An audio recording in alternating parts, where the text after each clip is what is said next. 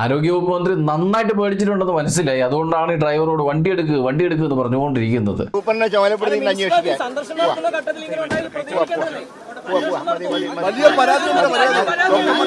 ബഹുമാനപ്പെട്ട മന്ത്രി ഒരു കാര്യം മനസ്സിലാക്കണം. ആദ്യം നിങ്ങൾക്ക് ഈ വിഷയത്തിൽ എന്തെങ്കിലും ഉത്തരവാദിത്വം വേണം. അതിനുശേഷമേ നിങ്ങൾ മറ്റൊരാൾക്ക് ഈ ഉത്തരവാദിത്വം കൈമാറാൻ പാടുള്ളൂ. സത്യാവസ്ഥ എന്ത് തന്നെയായാലും ആദ്യം അത് സത്യസന്ധമായിട്ട് ഏൽക്കാൻ പഠിക്കണം. അതെന്തായാലും നിങ്ങളുടെ ഗവൺമെന്റിന് തന്നെ ഇല്ലാത്തൊരു സ്വഭാവമാണ്. പനി ബാധിച്ച് ചികിത്സയ്ക്കായിട്ട് ഹോസ്പിറ്റലിലേക്ക് എത്തിയ കുട്ടിക്ക് ചികിത്സ നിഷേധിക്കപ്പെട്ടിട്ടുണ്ടെങ്കിൽ അതിന്റെ പൂർണ്ണ ഉത്തരവാദിത്വം ആദ്യം ഏറ്റെടുക്കേണ്ടത് അവിടുത്തെ സൂപ്രണ്ടാണ്, ഡോക്ടേഴ്സാണ്. പക്ഷെ അതേ സമയം തന്നെ വകുപ്പ് മന്ത്രി അവിടെ സന്ദർശിച്ചത് കൊണ്ടാണ് ആ കുട്ടിക്ക് ചികിത്സ നിഷേധിക്കപ്പെട്ടിട്ടുള്ളതെങ്കിൽ അതിന്റെ പൂർണ്ണ ഉത്തരവാദിത്വം ഏറ്റെടുക്കേണ്ടത് വകുപ്പ് മന്ത്രിയായിട്ടുള്ള കെ മുരളീധരൻ തന്നെയാണ്. അതിലൊരു സംശയവും വേണ്ട. കാരണം നിങ്ങളുടെ സന്ദർശനം ഒന്ന് കളറാക്കാൻ വേണ്ടിയിട്ടല്ലേ അവിടുത്തെ ഡോക്ടേഴ്സും എല്ലാവരും ഡ്യൂട്ടി സമയത്ത് പോലും നിങ്ങളുടെ അടുത്തേക്ക് വന്നത്. നിങ്ങൾ അവിടെ എത്തിയത് കൊണ്ടല്ലേ ആ കുട്ടിക്ക് ചികിത്സ നിഷേധിക്കപ്പെട്ടത്. അപ്പൊ പിന്നെ എന്തിനാണ് ഉത്തരവാദിത്വം സൂപ്രണ്ടിന്റെ തലയിലേക്ക് ഇടുന്നത്? നിങ്ങൾ അവിടെ അന്ന് വരാതിരുന്നിരുന്നെങ്കിൽ എല്ലാ ഡോക്ടേഴ്സും അതാത് സമയത്ത് ഡ്യൂട്ടിക്ക് ഉണ്ടായിരുന്നേനെ. എല്ലാ ജീവനക്കാരും അവരുടെ പണി കൃത്യമായിട്ട് ചെയ്തുകൊണ്ടിരുന്നേനെ. ആ സമയത്ത് അവിടെ ചികിത്സയ്ക്കായി എത്തുന്ന ആ കുട്ടിക്ക് ചികിത്സ നിഷേധിക്കപ്പെടേണ്ട ആവശ്യം വരുന്നില്ല. അപ്പൊ പിന്നെ ഇതിന്റെ പൂർണ്ണ ഉത്തരവാദിയും ഇതിന് കാരണക്കാരനായതും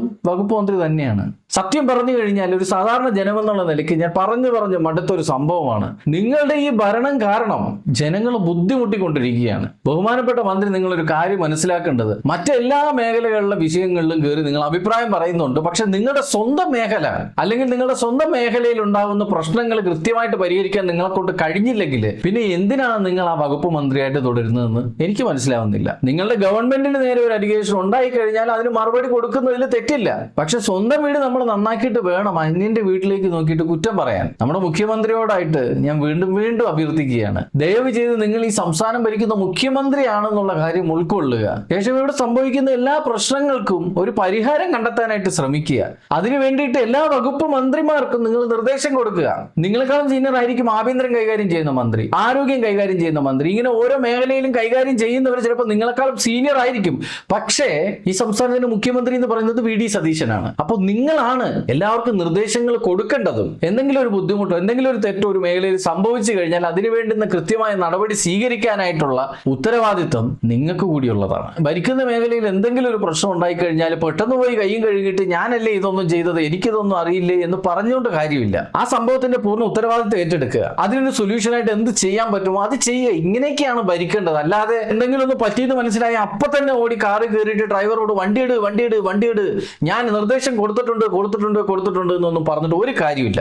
ആരോഗ്യവകുപ്പ് മന്ത്രി മനസ്സിലാക്കാൻ, നിങ്ങൾ കൈകാര്യം ചെയ്യുന്ന ഈ മേഖല അത്ര ചെറിയ മേഖലയല്ല, വലിയൊരു മേഖലയാണ്, വളരെ പ്രധാനപ്പെട്ട ഒരു മേഖലയാണ്. അവിടെ എന്തെങ്കിലും ഒരു പിഴവ് സംഭവിച്ചു എന്ന് പറഞ്ഞാൽ ചിലപ്പോൾ മരണം വരെ സംഭവിക്കും. അപ്പൊ അത് കൈകാര്യം ചെയ്യുന്ന ഒരു മന്ത്രി എന്ന നിലയ്ക്ക് കുറച്ചുകൂടി ഉത്തരവാദിത്തം കാണിക്കാം എന്നാണ് എൻ്റെ അഭിപ്രായം. അതുകൊണ്ട് അവസാനമായിട്ട് എനിക്ക് പറയാനുള്ളത്, ഞാൻ മറ്റൊരു വീഡിയോയിൽ പറഞ്ഞത് തന്നെയാണ്, ആരോഗ്യം അത് ദേവസ്വത്തിന് മാത്രമല്ല എല്ലാ സാധാരണക്കാരായ മനുഷ്യന്മാരുടെ അവകാശമാണ്. അത് അവർക്ക് കൃത്യമായിട്ട് കിട്ടുക തന്നെ വേണം. അത് നിങ്ങളുടെ ആരുടെ ഔദാര്യമല്ല. നിങ്ങൾ ഭരിക്കുന്ന മേഖല നിങ്ങളുടെ കൺട്രോളിലായിരിക്കാം, പക്ഷെ അതിൽ നിന്ന് കിട്ടേണ്ട എല്ലാ സേവനങ്ങളും കൃത്യമായിട്ട് ഇന്നാട്ടിലെ ജനങ്ങൾക്ക് കിട്ടണം. അത് കിട്ടിയിരിക്കണം. അത് കിട്ടാനായിട്ടാണ് താങ്കളെ എല്ലാവരും കൂടി തെരഞ്ഞെടുത്ത് ആ പൊസിഷനിലേക്ക് എത്തിച്ച് ആ കസാരയിൽ ഇരുത്തിയിരിക്കുന്നത് എന്ന് നിങ്ങൾ ഒരിക്കലും മറക്കാതിരിക്കുക എന്ന് ഞാൻ അറിയിക്കുകയാണ്.